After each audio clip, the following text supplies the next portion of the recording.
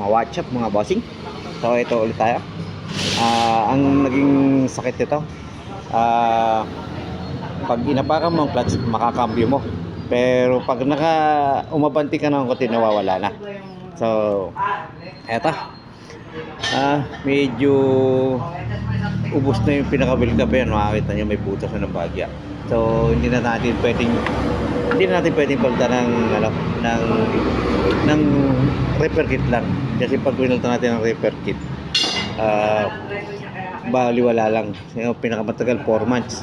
So doble gastos lang. So ito na may tama yung pinaka-holding sa loob. Maligasgas na yung banda dito sa lugar na to. Kaya kinakain yung pinaka-wheel cap niya na tumutulak ng fluid. Ito papalit tayo sa buo. Gumamit tayo ng magandang klase para sulit naman ang gastos ni bossing. So ito, gumamit tayo ng Aisin. So ito, isa sa magandang brand ng mga master na ganito.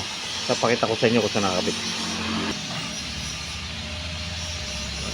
Dito yung nakakabit sa dalawang butas na yun. Pero bago mo makuha yung clutch master, bubunutin mo pa ng bahagya to, itong hydro box. Yan, kasi nakaipit yung isang tornilyo doon sa butas. Ayan, tapos merong pin lang doon sa loob. So ito, basic lang mga bossing.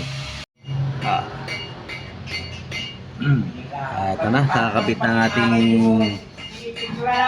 clutch master. So ito, okay na. Ito, papakita ko sa inyo kung saan nakakabit sa loob. So ayan, yan nakakabit mga bossing yan, may pin. Tapos may dalawang nut doon sa loob. Yan, medyo mahirap lang yung angle natin. Yan, tsagaan lang din magtanggal. So, tsaka magkabit. So, ito, pagkatapos nung clutch master, binuksan na rin namin itong secondary. Kasi may nag-leak na fluid dito. So, nung pakalas ko, eto na.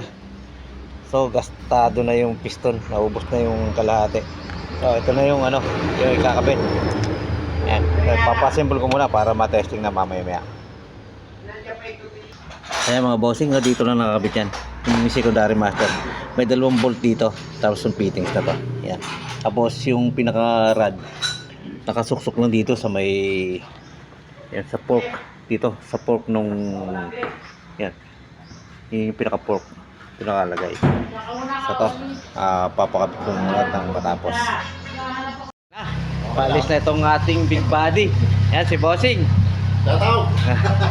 Thank you, boss. Thank you. Salamat. Thank you very much.